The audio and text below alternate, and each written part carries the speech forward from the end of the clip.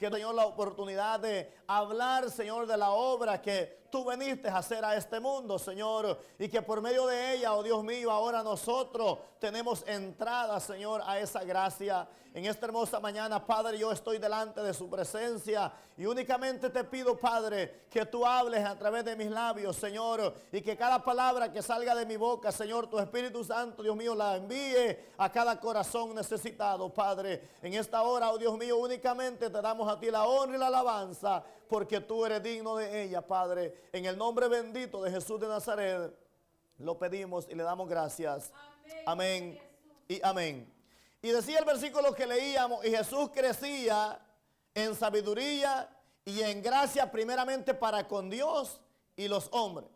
En otras palabras, Jesús, su crecimiento fue, como lo estuvimos mirando cuando hablamos de la humanidad de Jesús y luego hablamos de la divinidad de Él. Es decir, la humanidad de Él es algo que fue algo normal, como cualquier niño que hoy usted y yo podemos mirar nacer. Creció normal. Pero dice que Él crecía en estatura y en gracia primeramente para con Dios y los hombres. Es decir, Él no era como quizás usted y yo ahora, que muchas veces quizás le vamos a caer mal a alguien. Jesús dice que crecía en gracia para con Dios y los hombres. Es decir, que cualquiera que le miraba a Él hallaba gracia en Él, porque tenía la gracia de Dios Padre. Y a eso usted y yo estamos llamados, es decir, para que llevemos una relación los unos contra los otros, una relación amistosa y de amistad como hermanos en Cristo que somos, gloria al Señor. Jesús dice que crecía en sabiduría y en estatura y en gracia para con Dios y los hombres. Jesucristo, desde el momento que va al Jordán a ser bautizado por Juan el Bautista, de los cielos se oye una voz que decía: este es mi Hijo amado, decía Dios el Padre, en quien tengo complacencia. Es decir, el Padre Dios estaba complacido en su Hijo, porque el ministerio que Él venía a realizar era el salvar a la humanidad del pecado, gloria al Señor. Qué hermoso es el versículo de San Juan 3:16, cuando dice: porque de tal manera amó Dios al mundo, que ha dado a su Hijo unigénito, para que todo aquel que en Él cree no se pierda, sino que tenga vida eterna. Ahora el versículo 17 que sigue dice, pues dice: no envió Dios al mundo para condenar, o no envió Dios a su Hijo al mundo para condenar al mundo, sino para que el mundo sea salvo por Él. Jesús no vino a este mundo para decir: yo como el Hijo de Dios voy a condenar a todo el mundo. No, Él vino para que el mundo sea salvo a través de Él. A eso Él vino, gloria al Señor. Voy a leer lo que es la introducción de este capítulo número 3. Y quiero que me siga atentamente escuchando esto, lo que dice acá. Dice: Jesús dice, vivió una vida sin pecado, y con todo murió en la cruz, condenado como un criminal ordinario. Después de 3 días, dice, resucitó de los muertos. Jesús, estando un ser divino, un ser que desde que fue formado en el vientre de María o de la Virgen María, Él fue formado sin pecado, pero murió como uno de los peores criminales en la cruz del Calvario, crucificado. De esa manera dice que crucificaban a aquellos que habían hecho grandes ofensas a la humanidad, como lo fueron los 2 ladrones que estaban crucificados a sus 2 lados de Él. Alguienes que habían ofendido a la humanidad o a la ciudad donde ellos estaban y merecían ese castigo. Pero Jesús no lo merecía, porque Jesús era sin pecado. Pero aún así fue llevado a la cruz del Calvario a morir por usted y por mí. Después de 3 días, dice acá, resucitó de los muertos. Mucha gente dice, ha oído esta historia, pero no todos la entienden. En este capítulo que estamos mirando hoy, o en este capítulo número 3, investigaremos ampliaciones personales e implicaciones prácticas tocantes a su vida, su muerte y su resurrección. Su vida primero, su muerte y su resurrección. En el transcurso de este capítulo vamos a mirar qué fue su vida y cómo fue su muerte y cómo fue su resurrección y a dónde ahora Él está. Gloria al Señor. Es lo que vamos a aprender en este capítulo. Ahora, ¿qué fue su vida? En primer lugar, ¿qué fue su vida de Él?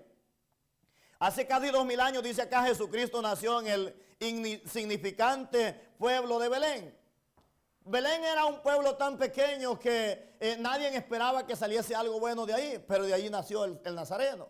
¿Se acuerda usted que cuando Jesús llamaba, cuando Dios llamaba a alguien, normalmente este que era llamado decía, pero yo soy el más pequeño?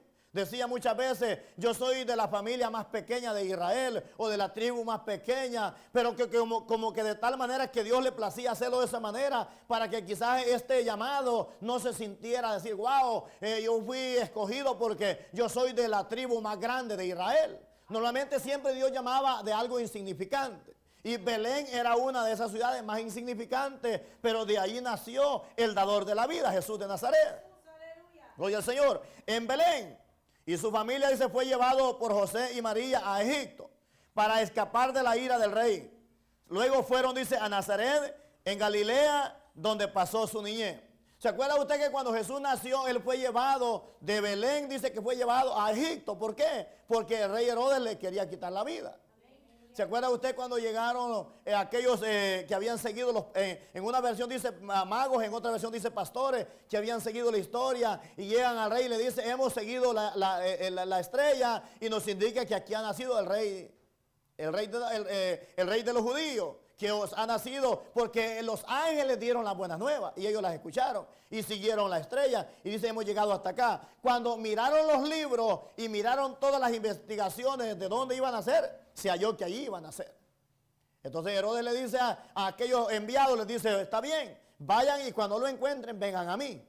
Y cuando lo encuentren vengan a mí, denme la noticia, yo voy a ir y le voy a adorar también. Pero dice la escritura que de noche aquellos hombres estaban durmiendo y Dios se les aparece en sueño y le dice, no vayan a Herodes, no vayan a darle la noticia, es más, váyanse por otro camino porque él desea la vida del niño, la muerte del niño.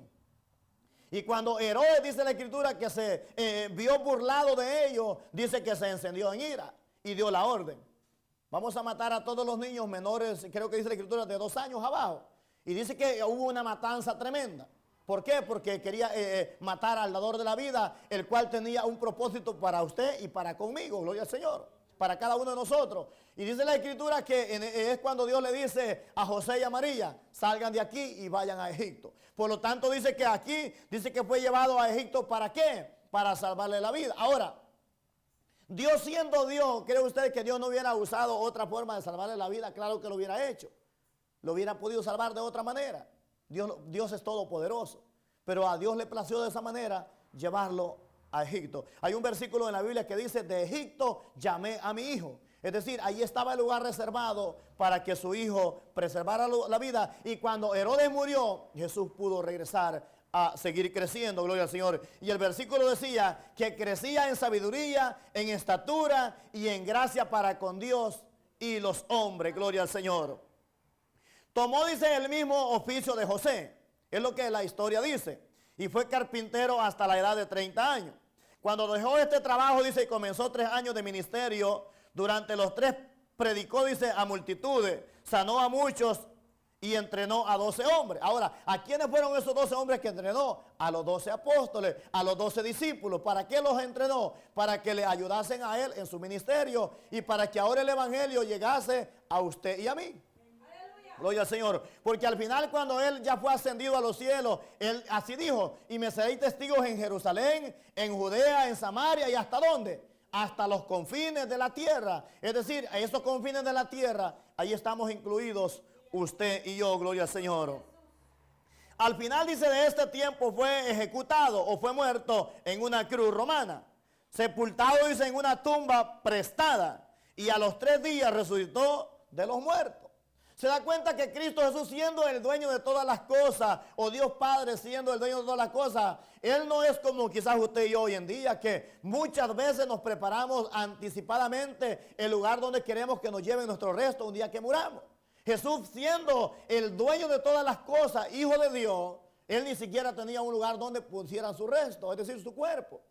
Dice que José de Arimatea prestó uno de sus sepulcros y lo llevaron a uno de ellos, porque no tenía él donde le llevasen su cuerpo, gloria al Señor. Pero acuérdense que la palabra y la promesa que él había dado a sus discípulos era esa. Es decir, el sepulcro iba a ser prestado únicamente para 3 días. ¿Por qué? Porque al tercer día él se iba a levantar de esa tumba victorioso, gloria al Señor. Una tumba prestada por 3 días, imagínense ustedes. Cualquiera la hubiera podido prestar, pero Dios tocó el corazón de este hombre para que lo hiciese, gloria al Señor. Ahora sí, vamos a entrar en el primer punto que aparece aquí en nuestra guía. Cuando el ángel anunció su nacimiento, ¿para qué dijo que Jesús venía al mundo?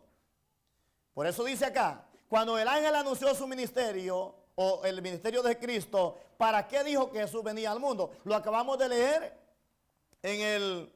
vamos a mirar entonces más bien Mateo. Vaya conmigo a Mateo.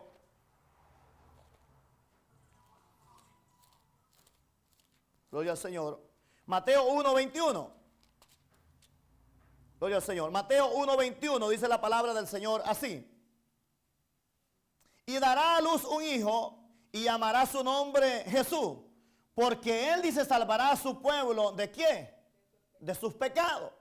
Imagínense usted, María, una virgen que se había guardado y estaba en promesa de matrimonio con su novio José, pudiéramos llamarle, que era su prometido con el cual ella se iba a casar. Ella quizás de repente está haciendo sus oficios y de repente llega el ángel y le da la noticia. Y por eso le dice en este versículo, y dará a luz un hijo y llamará su nombre Jesús, porque él salvará a su pueblo de sus pecados. Se da cuenta que Jesucristo al venir a este mundo, él venía con un propósito de hacer la obra de quién, de Dios Padre, y la obra más bien de salvarlo a usted y de salvarme a mí. Por eso el título de este capítulo se llama La obra de Cristo. ¿Qué fue lo que él vino a hacer? Ahora, cuando hablamos de la obra de Cristo, acuérdense que estamos hablando de un trabajo o de un ministerio que él vino a desarrollar.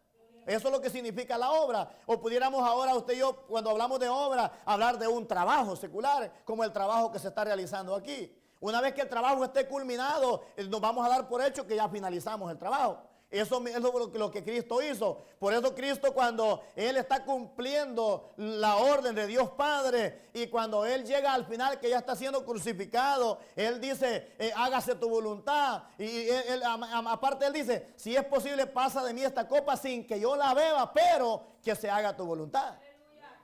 Dios Padre estaba complacido con Él, porque en ningún momento su Hijo se rehusó a llevar a cabo este mandato. Ahora la pregunta dice, ¿para qué dijo que fue Jesús? ¿O para qué dijo que Jesús venía al mundo? Ahorita en el versículo que acabamos de leer está la respuesta. Dice que para salvar al mundo. Por eso decía el versículo, y dará a luz un hijo y llamará su nombre Jesús, porque él salvará a su pueblo ¿de qué? De sus pecados. Entonces a eso vino Cristo, a salvarnos de nuestros pecados. Usted y yo, la Escritura dice que estábamos sin ninguna esperanza. Estábamos muertos en nuestros delitos y pecados. Pero por eso apareció Cristo. ¿Para qué? Para darnos vida y vida en abundancia. Gloria al Señor. Por eso yo escribí aquí como respuesta en esta referencia que yo he escribido acá. Dice que Él vino a salvar al mundo. Significa, dice, salvarlo. Jesús significa salvador. Jesús significa salvador. ¿Por qué? Porque Él venía a salvarnos a usted y a mí. También yo seguí escribiendo acá. Jesús dice vino a la tierra a salvarnos. Porque nosotros, dice, no podíamos hacerlo. Usted y yo no nos podíamos librar de ese castigo del pecado nosotros por nuestra propia cuenta. No podíamos. Alguien más tenía que venir a pagar el precio a través de un sacrificio de su sangre en la cruz del Calvario. Cuando en el pueblo de Israel, en el tiempo de la ley, alguien pecaba, no crea usted que esa persona que pecaba iba al sacerdote y le decía, mira, yo ya me arrepentí de mis pecados, te pido que me perdones y de aquí en adelante yo ya no voy a pecar, ya no voy a ofender a Dios y ahí se arregló todo. No, había un animalito que se sacrificaba y la sangre de ese animalito era el pacto que había entre Dios y el que había pecado para que sus pecados fuesen borrado o como que en cierta manera tapado, no como los Cristo cuando Él vino. Nuestros pecados han sido limpiados, gloria al Señor, y no por un corto tiempo, sino por toda una eternidad, gloria al Señor. Siempre y cuando usted y yo nos mantengamos en esa relación con Él, gloria al Señor. Entonces no se podía alguien por su propia cuenta librar de este pecado. Era necesario de alguien más. Y este alguien más fue Jesús de Nazaret, gloria al Señor. Por eso yo describí acá, Jesús vino a la tierra a salvarnos porque nosotros no podíamos hacerlo, nosotros mismos. No podíamos librarnos, dice, de las consecuencias del pecado. Por buenos que seamos, No podemos eliminar, dice, la naturaleza pecaminosa presente en todos nosotros, a no ser con Cristo en nuestra vida. Jesucristo, o más bien Dios dijo allá en Huerto de Edén, me arrepiento de haber creado al hombre. ¿Por qué? Porque sus pensamientos, dijo él, son continuamente a hacer el mal. Ahora, cuando Dios dice me arrepiento de haber creado al hombre, no crea usted que Dios estaba usando un arrepentimiento como decir, me arrepiento porque lo hice feo o lo hice mal. No, se arrepentía en cierta manera porque sus designios eran de continuo al mal, pero no que él estaba arrepentido de la forma que lo había hecho, porque Dios todas las cosas las hizo perfectas, gloria al Señor. Todo lo hizo bien. Ahora, el pecado hace que el hombre se desvíe y desagrade a Dios, sí. Es a través del pecado, gloria a Dios. Pero el propósito y el plan de Dios fue que el hombre una y otra vez estuviésemos en comunión con Dios. Cuando antes de que el hombre pecara en Huerto de Edén, es decir, Adán, Dios dice que venía al huerto y platicaba con él. Como usted y yo que estamos platicando acá. Imagínese usted qué privilegio es ese. Pero de repente el hombre peca y Adán se esconde.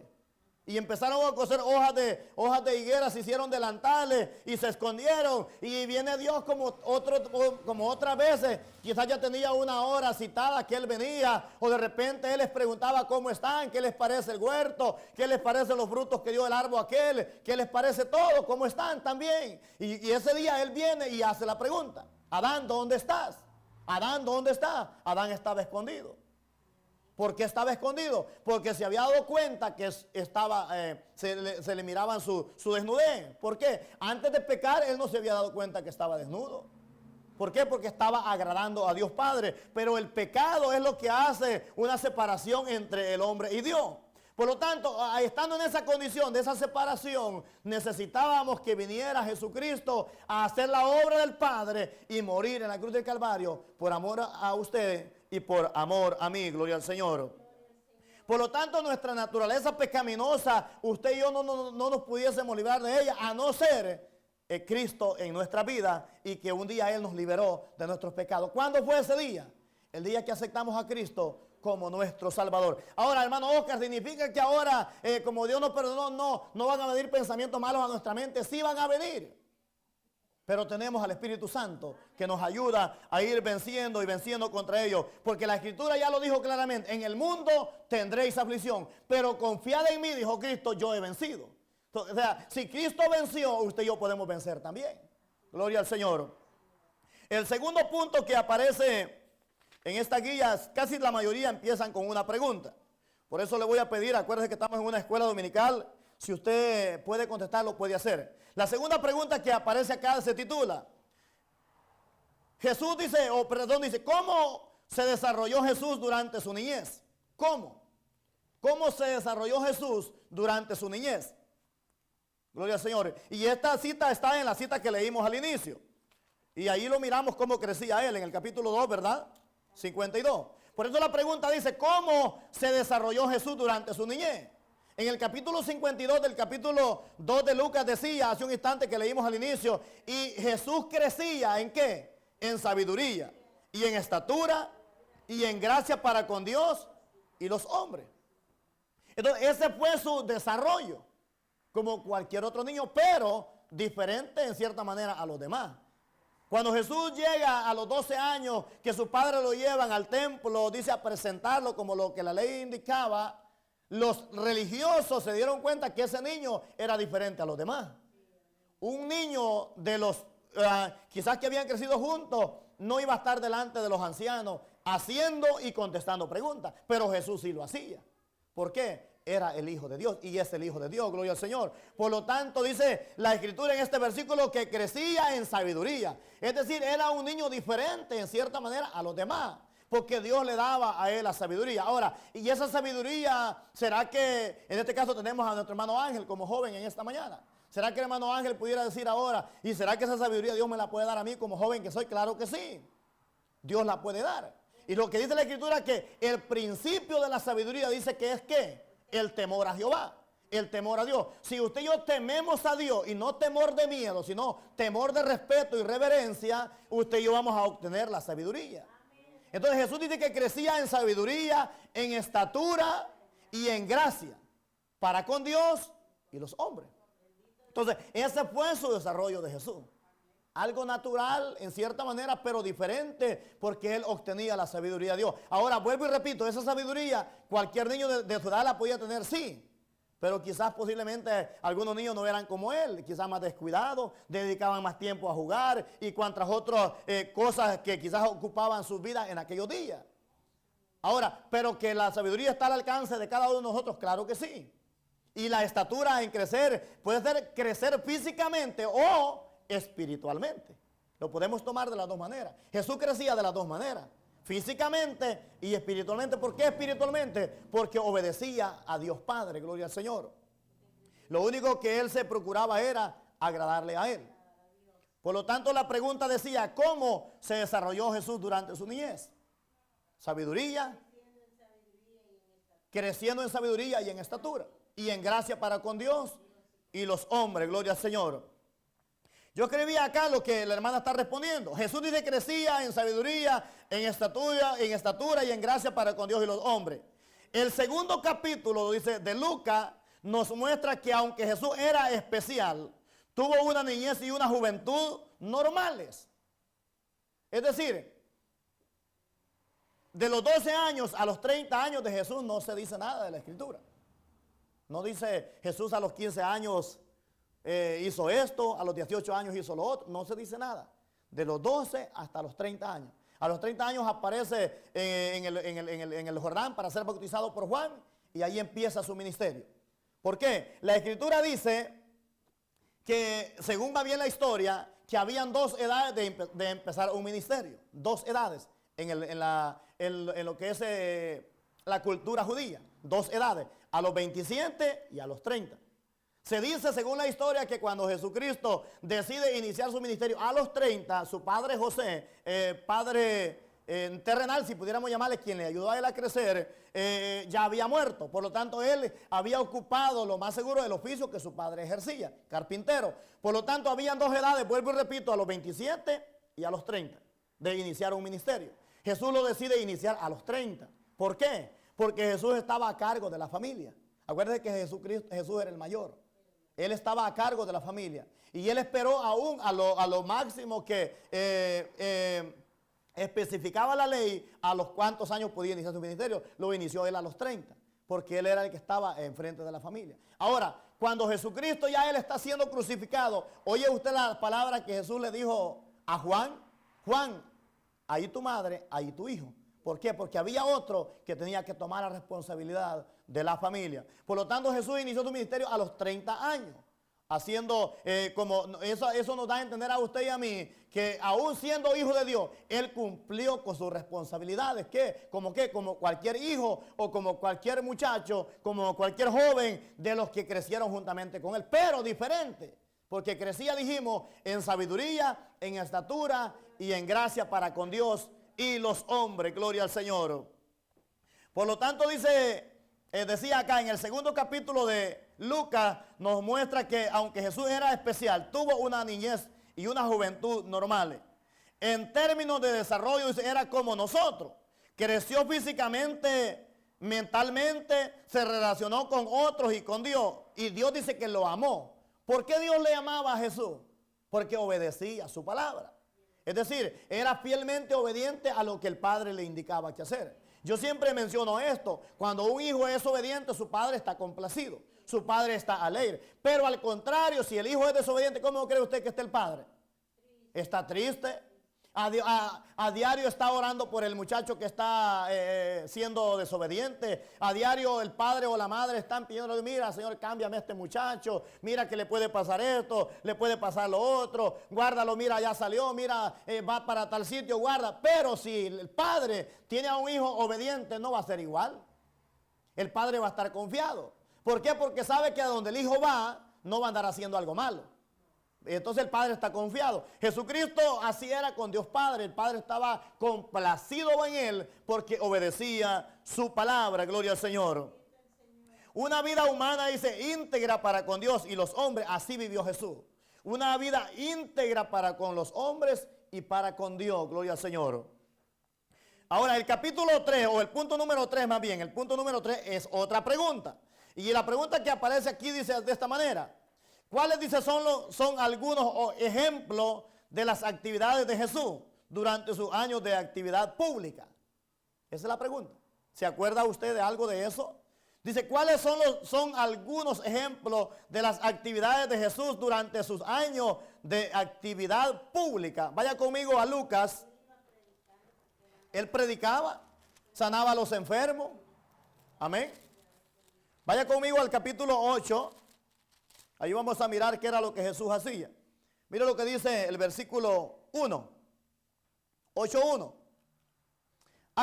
Aconteció, dice, después que Jesús iba por todas las ciudades. Oiga bien lo que él hacía.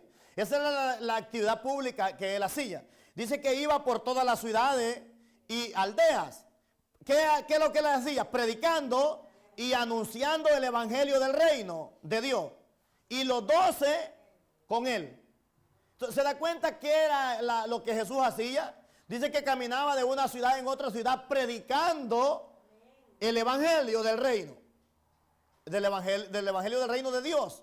Y los 12, dice, iban con él. Es decir, Jesús, no crea usted que él decía, como yo soy el Hijo de Dios, yo no necesito de estos 12 que escogí. No, al contrario, él les decía, síganme, y iban con él. Porque Jesús quería que ellos aprendiesen de él lo que él hacía. Y lo que él predicaba, el evangelio del reino de Dios, él quería que también sus discípulos lo hiciesen después, cuando él fuese quitado de ellos. ¿Se acuerda usted en una ocasión a Jesús le llegan a preguntar y le dicen, Jesús, maestro, tenemos una cuestión aquí que queremos preguntarte? Los discípulos de Juan ayunan. Ellos están ayunando y están buscando de Dios. Pero tus discípulos o nosotros no ayunamos. ¿Qué está pasando aquí? Porque ellos sí y nosotros no. Jesús le dijo, ¿acaso los que están de boda pueden estar de luto? No pueden. ¿O acaso los que están de fiesta pueden estar atribulados? No, le dice, entre tanto que el esposo está, ustedes pueden estar celebrando. Es decir, entre tanto que yo estoy con ustedes, usted no tiene necesidad de ayunar. Pero vendrán días en que el esposo les será quitado y entonces ustedes ayunarán. ¿Y cuándo fue ese día? Cuando Jesús fue quitado de ellos. Cuando Jesús lo crucificaron y fue ascendido a los cielos. Entonces les dijo él, vosotros también ayunaréis. Porque ellos notaban la diferencia. Entonces, ahora Jesús, siendo el Hijo de Dios, él tuvo que buscar muchas veces de Dios también. Acuérdense que para iniciar su ministerio en el capítulo 4 de San Mateo, hemos estado mirando en estos 2 últimos domingos, cuando hablábamos de la humanidad de él, que él fue llevado al desierto a ayunar por 40 días y 40 noches. Como usted y yo. Y a los 40 días dice que tuvo que hambre. Como usted y yo. Que tenemos hambre no a los 40 días, sino a cada rato, hermano Julio. A cada rato. Y queremos comer. ¿Por qué? Porque eso es normal. Eso es normal. Comer 3 tiempos de comida es algo normal. Jesús dice que fue llevado al desierto con este propósito de ayunar y prepararse. ¿Para qué? Para iniciar su ministerio. Gloria al Señor. Y en ese momento dice que tuvo hambre. Y en el momento más frágil o más débil que el hombre quizás se pusiese a encontrar, allí llega el tentador. A él llegó el tentador. Pero miramos en las últimas 2 lecciones que aunque llegó el tentador no le pudo vencer. ¿Por qué? Porque él estaba fortalecido.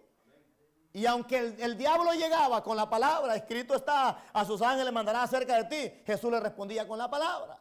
La única manera que usted y yo vamos a poder vencer es a través de la palabra y la obediencia de la palabra bendita de él. Hace un instante dijimos que el principio de la sabiduría es el temor de Jehová. Dije hace un instante, el temor no de miedo, sino de respeto a Dios porque Él es todopoderoso. Y no el temor que sentía Jonás. Cuando al final que ya va huyendo, haciendo un paréntesis en la enseñanza, dice la escritura que los que iban con él echaron suerte y la suerte cayó en él. Y cuando le preguntan, a ver, ¿quién tú eres? Dinos quién tú eres. Él dijo, yo soy profeta de Dios y temo a Dios. ¿Usted cree que Jonás temía a Dios y iba huyendo? No le temía pero con temor de miedo. Él no quería que los ninivitas se salvasen. Por eso él iba huyendo a otro sitio. Pero Dios tenía un cuidado de los ninivitas que no se veían, dice la escritura, ni de discernir de su mano derecha ni su mano izquierda. Y habían más de 120,000 habitantes allí. Y a Dios le plació salvarlos. ¿Por qué? Porque se arrepintieron. Gloria al Señor. Por lo tanto, tenemos que temer a Dios con temor de respeto, que Él es nuestro hacedor y que Él es todopoderoso. No temor de miedo, gloria al Señor. Temor de miedo no, porque Él es todopoderoso. Tenemos que respetarlo como nuestro hacedor que es, gloria al Señor. Por lo tanto, dijimos acá, ¿cuáles son algunos de los ejemplos de las actividades de Jesús durante sus años de actividad pública? Ya miramos aquí en el capítulo 8 que Jesús dice que predicaba y iba por todas las ciudades y predicando y anunciando el evangelio del reino de Dios y los 12 con él. ¿Algo otra actividad pública que Jesús hizo que a usted le viniera a la mente ahora que usted quiera compartir? ¿Qué le viene a la mente? Las mujeres iban con él.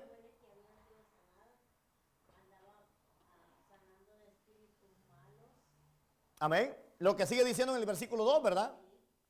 Y algunas mujeres dicen que habían sido sanadas de espíritus malos y enfermedades.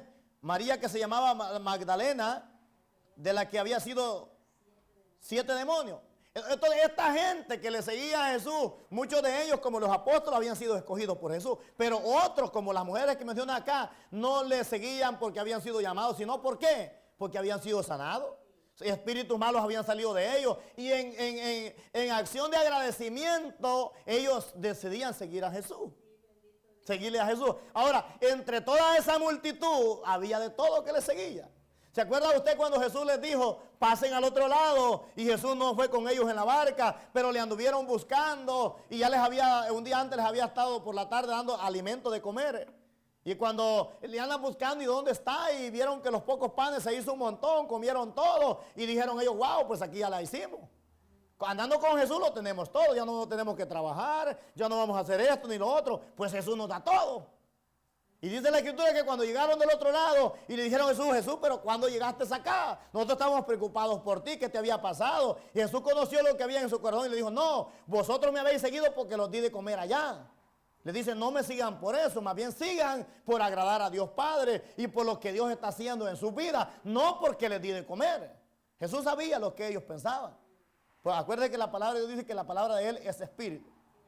Gloria al Señor. Por lo tanto, Jesús sabía lo que ellos pensaban. Gloria al Señor. ¿Y cuál otro ejemplo nos da la Escritura de eso? ¿Se acuerda usted cuando Simón, aquel hombre que se llamaba Simón, le convidó a Jesús a cenar?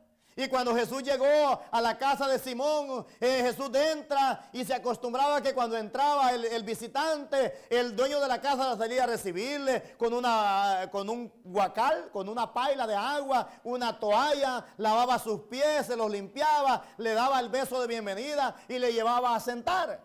Pero cuando Jesús llegó, ¿no cree usted que Simón lo hizo? ¿Por qué? Porque sabía que los que estaban allí iban a estar con los ojos abiertos a ver qué hacía con Jesús. Y él no lo hizo. Le dijo, siéntate allá como tú puedas. Jesús se sentó, pero de repente dice que llegó una mujer pecadora y fue a los pies de Jesús. Ella no llevaba un guacal con agua, no llevaba una toalla para secar sus pies. Empezó a derramar sus lágrimas, empezó a lavar con sus lágrimas los pies del maestro. Y dice que los empezó a limpiar, los empezó a lavar con sus lágrimas y después empezó a secarla con su cabello. Empezó a secar los pies del maestro. Cuando Simón miró aquello, dijo él, no hombre, si este fuera el Hijo de Dios, ya le hubiera dicho a esa mujer que se quite de ahí. Que no le esté haciendo lo que le está haciendo. Es decir, que no le esté limpiando los pies o que no le esté lavando los pies. Y dijo Simón, este no es hijo de Dios. Ninguna palabra pronunció Simón, pero Jesús sabía lo que había en su corazón. Gloria al Señor. Jesús conocía. Y Jesús le dice a Simón, una cosa tengo que decirte. Un hombre debía tanto dinero, pero como no pudo pagar, que le debía, le perdonó todo. Pero había otro que le debía menos. ¿Cuál de los dos tú crees? Le dice, que estuvo más agradecido. No, Simón dice, el que debía más, por supuesto. El que debía menos, pues sí estaba agradecido, pero no tanto como el que debía mucho. Le dijo Jesús, pues una cosa tengo que decirte. Entré por esa puerta y no hiciste esto, no hiciste lo otro y no hiciste lo otro. Pero esta mujer, le dice, desde que entró, no ha cesado de besar mis pies, de lavarlos con sus lágrimas y de secarlos con sus cabellos. Por lo tanto, le dijo, los muchos de sus pecados le son perdonados. Y los que estaban ahí dijeron, pero ¿cómo? Este hombre puede decir que puede perdonar pecados. Si el único que perdona pecados es Dios, decían ellos. ¿Pero por qué? Porque no le recibían como lo que él era. el Hijo de Dios, gloria al Señor. Por lo tanto, Él tenía el poder también de perdonar pecados. ¿Por qué? Porque con su sangre, aún a usted y a mí, Él nos ha perdonado, gloria al Señor. Por lo tanto, esa fue una y muchas de otras obras que Cristo vino a hacer cuando Él estuvo en este mundo. Las mujeres, decía el versículo, le seguían, que habían sido sanadas de espíritus malos y enfermedades. María, la que se llamaba Magdalena, que le habían salido 7 demonios. Juana, dice el versículo 3, mujer de Cruza, dice, intendente de Herodes, y Susana y otras muchas que le servían de sus bienes. Imagine, entre esas mujeres lo más seguro es que allí estaba también la mujer del flujo de sangre, la escritura no lo dice acá. Imagínense usted el agradecimiento que había en esa mujer. Esa mujer había malgastado todo, había gastado todas sus propiedades y había visitado quizás los mejores médicos que había, pero ¿acaso había recibido cura para su mal? Ninguna. Pero mientras Jesús va a mirar a la hija de Jairo, dice la escritura que mientras Jesús va a la casa de Jairo, había una gran multitud y la mujer dice, aquí la única alternativa, la única opción que me queda es ir a Jesús. Y dijo ella, y creyó ella en esta palabra, y dijo, si tan solo tocare el borde del maestro, yo seré sana. Acuérdense que ella era una mujer inmunda, tenía un flujo de sangre. Para la cultura judía, una mujer que estaba en esa condición era inmunda y no podía tocar ni acercarse a una persona normal que no tuviese un problema como el que ella tenía. Por lo tanto, ella decide tocar al maestro. Y cuando le toca, ¿qué pasó? Jesús luego dijo, alguien me ha tocado. Los apóstoles, lo más seguro que Pedro le dice, Señor, ¿cómo tú dices que alguien te ha tocado si todo el mundo te toca? Pues todos están tocando contigo porque la multitud lo apretaba. Pero dijo Jesús, no, alguien me ha tocado porque virtud ha salido de mí. Gloria al Señor. Y cuando aquella mujer se ve que quedó al descubierto, que ya sabía que tarde que temprano Jesús nomás le faltaba, ella fue la que me tocó. Entonces ella dice, dale de su labio, dice, Señor, yo fui quien te toqué, porque ella como que dice, a lo mejor si yo lo digo, me voy a evitar alguna culpa, porque ella decía, si el maestro me señala, lo más seguro que van a venir los líderes religiosos y me van a decir, ¿por qué la tocaste? Si tú eres una persona inmunda. Entonces ella hacia adelante y dice, Señor, yo fui quien te toqué. Gloria al Señor. Pero a través de la fe de ella recibió su sanidad. Gloria a Dios. Entonces esta mujer, la escritura no lo menciona, pero también andaba detrás de Jesús. ¿Por qué? Porque había mirado y había recibido el bien de él y los milagros que Jesús hacía. Gloria al Señor. Por eso en el versículo, en el punto 3 decíamos, ¿cuáles son algunos ejemplos de las actividades de Jesús durante sus años de actividad pública? Fueron muchos. Él sanaba paralíticos, leprosos. ¿Se acuerda usted en aquella ocasión cuando iban los ciegos? El ciego Bartimeo, que le gritaba, Jesús, Jesús, hijo de David, ten misericordia de mí. Y gritaba tras él. ¿Y qué le decían los discípulos al Bartimeo? No grites más, no molestes al maestro. Pero al contrario, Bartimeo más gritaba. Y hasta que Jesús se detuvo y le sanó. Los 10 leprosos. Fíjese, en lo que fue la sanidad de los 10 leprosos, dicen muchos y se dice, que solo uno regresó a darle la gracia. Pero ¿sabía usted que cuando Jesús les da la orden a ellos, no les dice, miren, ustedes van a ir caminando y mientras vayan caminando, ustedes van a ser sanados y luego regresen a mí? Jesús les dio una orden, les dijo, está bien, vayan y presenten al sacerdote. Aunque la escritura no lo dice si los otros 9 fueron a presentarse al sacerdote, pero posiblemente sí. Pero uno fue y dijo, no, yo antes de ir al sacerdote, yo voy a venir a darle la gracia al maestro, porque me sanó. Y cuando vienen al maestro, Jesús le pregunta, ¿y los otros 9 dónde están? ¿Pudiera ser que fueron a presentar al sacerdote? No se sabe, la escritura no lo dice. Fueron sanados los 10 leprosos, gloria al Señor. Pero uno solo regresó a darle las gracias al maestro. Eso nos indica a usted y a mí que usted y yo, cualquier favor de Dios que usted y yo tengamos, día a día tenemos que darle las gracias a Dios. Y no solamente darle las gracias a Él, sino cuando se presente la oportunidad de alguien que está en una situación similar a la que usted pasó o a la que yo pasé, que eso nos ayude para decirle a aquella persona, mira, yo estaba en esta situación y simplemente clamé a Dios, confié en Él y Dios me sanó. Tú puedes hacer lo mismo, Dios te puede sanar a ti. Mira, esta era mi situación y Dios me sanó. Y cuando usted y yo hagamos eso, de esa manera también estaremos predicando el evangelio del reino. ¿A través de qué? A través de nuestro testimonio, de lo que Dios ha hecho en cada una de nuestras vidas. Gloria al Señor. Él dice, yo escribí acá a esta respuesta, él dice, inició su ministerio predicando, lo que leíamos hace un instante en el versículo 1. Predicando, dice, y instruyó a los 12 para que anduviesen con él. Para que anduviesen con él. Por 3 años. Imagínese usted, 3 años y medio. Y después de que Jesús es ascendido a los cielos, quedaron sus discípulos llevando este mensaje. Y ahora ese mensaje ha llegado a usted y a mí. Vamos a mirar el punto número 4. Otra pregunta. Dice la pregunta número 4. ¿Por qué escogió a los 12 para ser sus discípulos? ¿Por qué? ¿Por qué dice escogió a los 12 para ser sus discípulos? ¿Para qué? Vaya conmigo a Marcos. Ahí vamos a encontrar respuesta a esta pregunta. Marcos capítulo 3, versículo 14. Gloria al Señor. Marcos capítulo 3, versículo 14. La pregunta dice, ¿por qué escogió a los 12 para ser sus discípulos? Marcos 3, 14 dice, y estableció, dice, a 12 para que estuviesen con él y para enviarlos ¿a qué? A predicar. ¿Se da cuenta que esa es la función del discípulo, del apóstol? Predicar. Nada que ver con los apóstoles de hoy en día. Había un apóstol que salía ahí por la radio, que se otorgaba a él, que decía que era un apóstol y de repente desapareció. Los apóstoles que Jesús instruyó, dice que los instruyó ¿para qué? Para que fueran a predicar. Es decir, para que fueran a servir ¿en qué? En el evangelio del reino de Dios Padre. No para recibir honra, no para recibir aplauso, no para que le dijera, wow, ahí viene el apóstol jurando de tal. No, dice que los escogió, los enseñó, los instruyó. ¿Para qué? Para que fueran a predicar. Por eso dice el versículo 14, y estableció, dice, a 12, para que estuviesen en primer lugar con él, para que estuviesen con él. Y luego dice, y para enviarlos ¿a qué? A predicar. O en el 15 sigue diciendo lo que la hermana está leyendo ahí y podemos leer juntos. Dice el 15, y que tuvieran autoridad ¿para qué?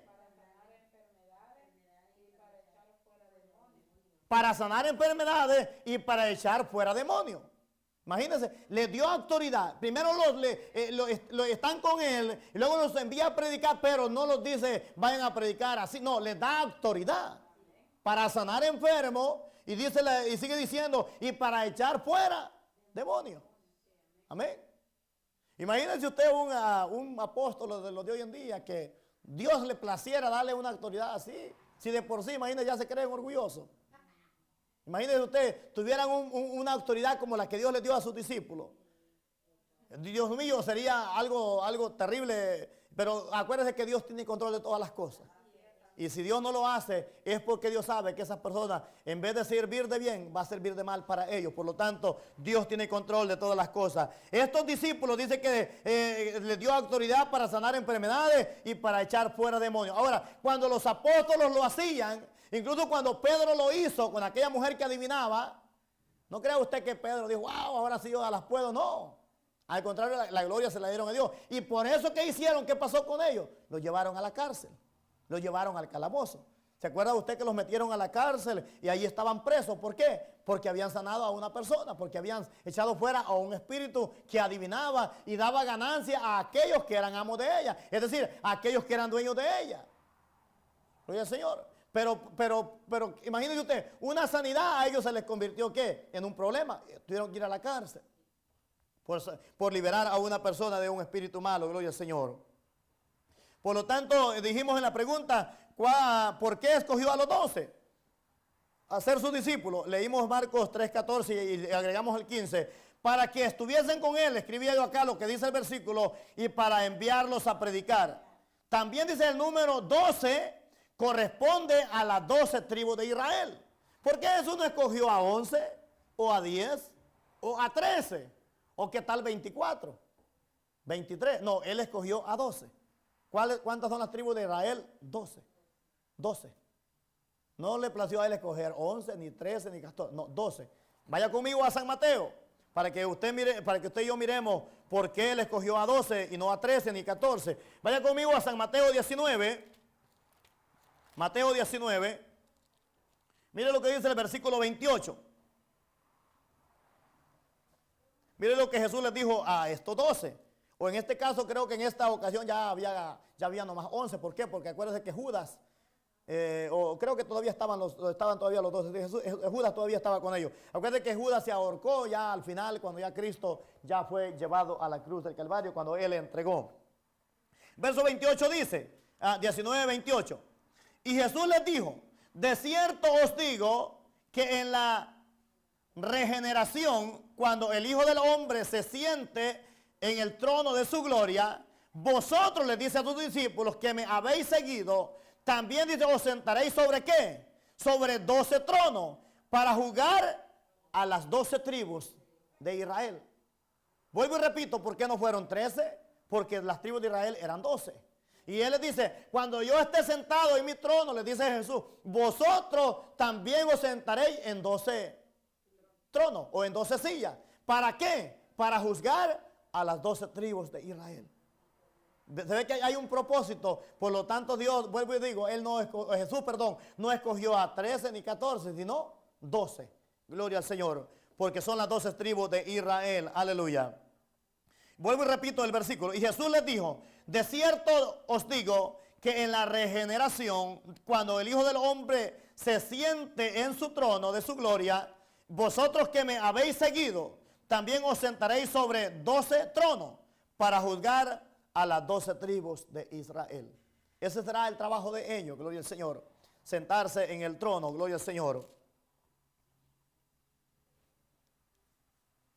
Mire lo que dice el versículo 21 del capítulo 20. Esta parte quizás la vamos a estar mirando más enseguida, pero lo vamos a adelantar en este versículo. 20-21, ahí adelantito en lo que acabamos de leer. Mire lo que dice el 21. Este fue un ruego que hizo la madre de los hijos de Zebedeo. Mire lo que dice el 21. Y le dijo, ¿qué quieres? Le dijo Jesús a esta mujer. Ella le dijo, ordena que en tu trono o en tu reino se sienten estos dos hijos míos, el uno a tu derecha y el otro a tu izquierda. ¿Se acuerda? Esta mujer llegó a Jesús con esta petición como usted y yo quizás le pusiéramos a nombrar en nuestras palabras ahora mismo, con una ambición. Que quería que sus dos hijos, uno estuviese sentado a la derecha de Jesús en el reino de los cielos y el otro a la izquierda. Privilegios normalmente sumamente altos. Normalmente en todo lo que Jesús en su ministerio, los hijos de Zebedeo no fueron tanto resaltantes como lo fue Pedro. Casi Pedro él siempre estaba como más sobresaliente. Pero Pedro no se le ocurrió esto decirle a Jesús, mira Jesús, cuando tú estés en tu reino, yo quiero estar a tu lado derecho. Es más, al otro que tú creas que está en segundo, ponlo a tu lado izquierdo, pero yo quiero estar a tu lado. No, en cambio la mamá de estos dos muchachos, de estos dos hombres, de estos dos seguidores de Jesús llega y le dice, yo quiero que en tu reino tú hagas estas dos cosas con mis hijos. Y en un instante lo vamos a estar desarrollando este punto, gloria al Señor. Aquí lo vamos a mirar ahora en el punto número 5. ¿Qué actitudes caracterizaba la vida de Jesús? ¿Qué actitudes caracterizaba la vida de Jesús? Ahora sí vamos a mirar el capítulo 20 y vamos a leer del versículo, leamos del 20 al 28 para que entendamos lo que acabamos de leer ahorita. Y vamos en estos versículos que leamos, vamos a aprender cuál era la actitud de Jesús. Al final de ella usted va a tener una respuesta a esta pregunta, porque la pregunta dice, ¿qué actitud caracterizaba la vida de Jesús? Leamos juntos desde el 20 al 28. Dice la Escritura así. Entonces se le acercó la madre de los hijos de Zebedeo con sus hijos, postrándose ante él y pidiéndole algo. ¿Qué fue lo que le pidió? Dice el versículo 21. Y le dijo, ¿qué quiere? Le dijo el maestro. Ella le dijo, ordena que en tu reino se sienten estos dos hijos míos, el uno a tu derecha y el otro a tu izquierda. Mira lo que dice el 22. Entonces Jesús le respondió y dijo, ¿no sabéis lo que pedís? ¿Podréis beber del vino que yo he de beber? ¿Podéis beber del vaso que yo he de beber y ser bautizado con el bautismo con que yo soy bautizado? Y miren lo que respondieron los muchachos o los hombres esto. Y ellos le dijeron, podemos. Verso 23. Y les dijo, a la verdad de mi vaso beberéis, y con el bautismo con que yo soy bautizado, seré bautizado. Pero el sentaros a mi derecha o a mi izquierda no es mío, dijo Jesús. No es mío darlo, sino a aquellos para quienes está preparado por mi Padre. Dice el 24, cuando los otros 10 discípulos oyeron esto, se enojaron contra los dos hermanos. Entonces Jesús, llamándolos, dijo, ¿sabéis los que gobernantes de las naciones se enseñorean de ellas? Y los que son grandes ejercen sobre ellas potestad. Mas entre vosotros no será así, sino que el que quiera ser grande entre vosotros será vuestro servidor. Y el que quiera ser el primero entre vosotros será vuestro siervo. Como el Hijo del Hombre, dijo Jesús, no vino para ser servido, sino para servir y para dar su vida en rescate por muchos. Ahora, ¿qué entendió usted de esta escritura al preguntar la pregunta? ¿Qué actitud caracterizaba la vida de Jesús? ¿Qué entendió usted en estos versículos? Leímos en los versículos que Jesús, aún siendo el Hijo de Dios, dice el último versículo, Él no vino a que le sirviesen.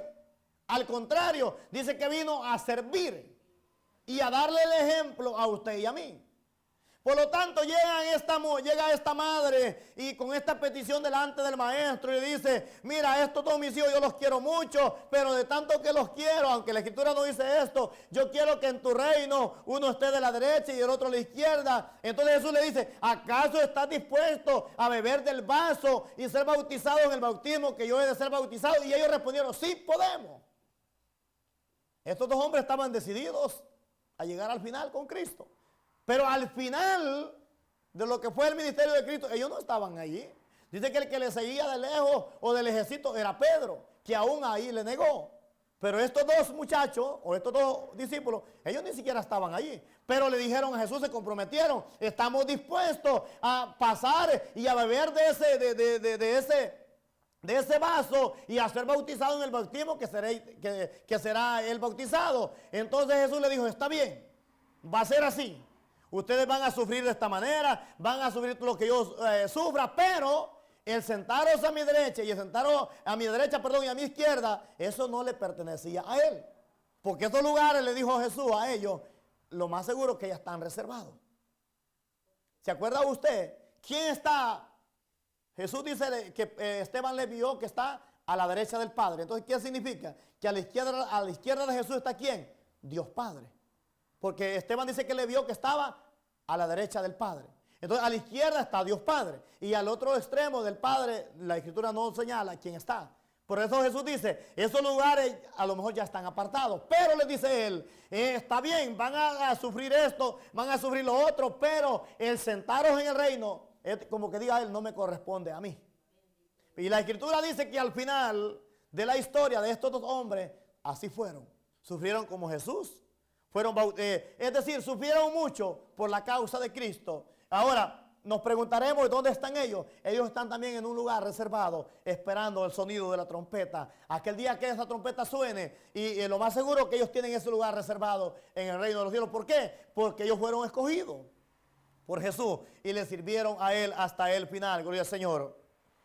Se da cuenta que los 10 dice que se molestaron cuando esta mujer llega con esa petición y cuando estos dos estaban queriendo ser más que ellos. Pero Jesús les dice, no se preocupen. Porque dice en el versículo 24, cuando los 10 dice oyeron esto, se enojaron contra los dos hermanos. Pero miren lo que le respondió Jesús. Entonces Jesús llamándoles dijo, ¿sabéis que los gobernantes de las naciones se enseñorean de ellas? Y son grandes, dice, ejercen sobre ellas potestad. Más dice el 26. Mas entre vosotros, dice, no será así, sino que el que quiera ser grande entre vosotros será vuestro servidor. Ahí está la enseñanza de la pregunta que hacíamos en esta hora. ¿Qué actitud caracterizaba la vida de Jesús? Que aunque era el Hijo de Dios, él no se creía ser el Hijo de Dios, sino un servidor de sus discípulos. Y la enseñanza más clara a esto es cuando Jesús les dio la enseñanza de lavarles los pies. Jesús agarró un guacal, una toalla y empezó de a uno por uno a lavarle los pies. En un ejemplo de enseñanza para ellos, de que ellos debían hacer lo mismo. Cuando llega a Pedro, ¿qué pasó con Pedro? Pedro le reprocha y le dice al maestro, tú no me lavarás los pies a mí. ¿Se da cuenta que casi la mayoría de veces Pedro era el que más resaltaba? Pero se da cuenta las palabras de Jesús a Pedro. Si no te dejas lavar los pies, tampoco tendrás parte conmigo en el reino de los cielos. ¿Qué escogería usted? Que dejarse lavar los pies, ¿verdad? Pues está más fácil. Y tener la seguridad que su nombre va a estar escrito en el libro de la vida. Y que cuando Pedro escucha aquellas palabras, le dice, entonces no solamente lava mis pies, es más, le dice, báñame todo. Y Jesús le dijo, no, vosotros ya estáis limpios por la palabra que yo os he hablado. Era un ejemplo lo que él estaba usando, que aunque era Jesús, el Mesías, pero él había venido a servir y no a ser servido, gloria al Señor. Por eso en el versículo 26 que leímos decía, mas entre vosotros no será así, sino que el que quiera hacerse grande entre vosotros será vuestro servidor. Y el que quiera ser el primero, dice el 27, entre vosotros será vuestro siervo.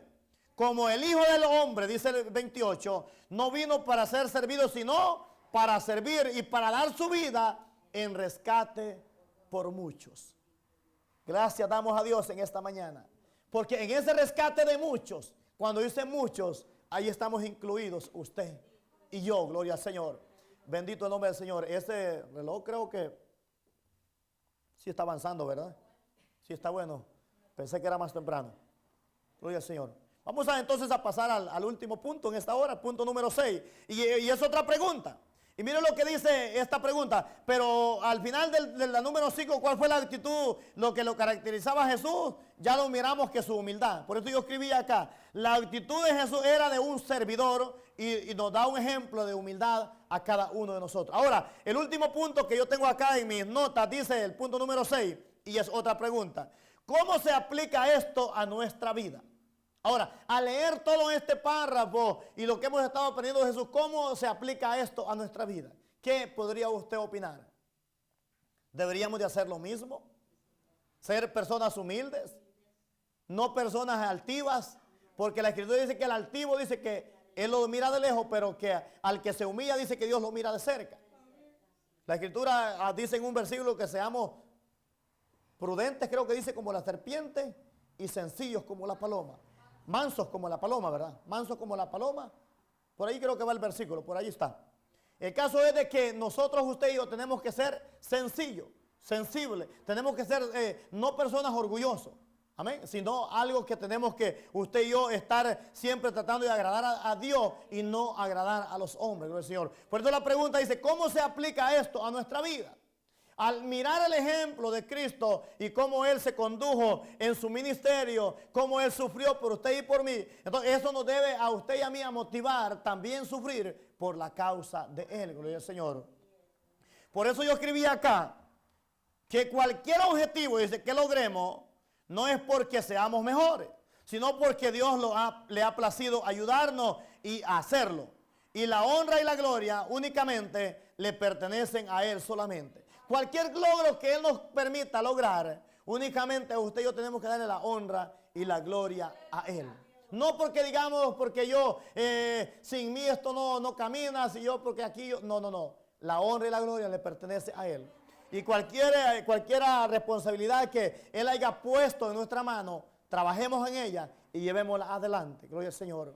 Y no queramos en cierta manera resaltar como estos dos hijos de Zebedeo, que la madre llega y ellos dijeron, sí, estamos dispuestos a pasar tal cosa. No, usted y yo digámosle al Señor, si es tu voluntad, ayúdame a hacer esto y a servir en lo que yo he sido puesto, y de esa manera serviremos en la obra del Señor y en la predicación del Evangelio del Reino. Gloria al Señor. El próximo domingo creo que vamos a estar ausentes, porque se acuerda usted que el próximo domingo tenemos una actividad, que vamos a ir al aniversario de la Iglesia General. Creo que el próximo domingo no va a haber escuela dominical, según lo que habíamos acordado, creo, al final, ¿verdad? No sé si de todas maneras, si hay algún cambio, se le va a estar avisando a usted. Pero si hubiese, el otro domingo o entre 15 días vamos a seguir hablando de lo que fue la muerte. Acuérdense que hablamos de 3 puntos. Lo que fue la vida de Jesús, la muerte y la resurrección. El punto que continúa va a ser hablar de lo que fue la muerte de Cristo y cómo esa muerte a usted y a mí ahora nos ha hecho hijos de Dios. Y ahora usted y yo a través de esa muerte, y no solamente la muerte, sino la muerte junta con la resurrección. Porque si solo fuera la muerte, como que no hubiera una esperanza. Pero la muerte viene con una esperanza que es la resurrección. Gloria al Señor. Tiene que nos ponemos sobre nuestros pies en esta hora. Y damos gracias a nuestro Dios por su bendita palabra en esta hora. Señor, te damos gracias en esta mañana, Padre, por esta hermosa oportunidad que nos ha permitido, Señor, estar delante de su presencia. Gracias, amado Dios, por esta hermosa oportunidad. Te pido, Padre, que bendigas a cada uno de mis hermanos, que juntos, Dios mío, hemos estado en este lugar para alabar y glorificar su bendito nombre. Gracias, amado Dios, por esta hermosa enseñanza, Padre, que nos indica, Dios mío, cuál fue la obra que tú viniste a dar a este mundo a través de su vida, Señor. Y la próxima ocasión, Señor, si nos presta vida, estaremos hablando de lo que fue su muerte y en la otra oportunidad, Señor, lo que fue su resurrección. Gracias, Padre. Ayúdanos, Dios mío, a cada día, Padre, a ser hacedores de tu palabra y no tan solo oidores olvidadizos, Padre. En el nombre bendito de Jesús de Nazaret lo pedimos y le damos gracias. Amén y amén.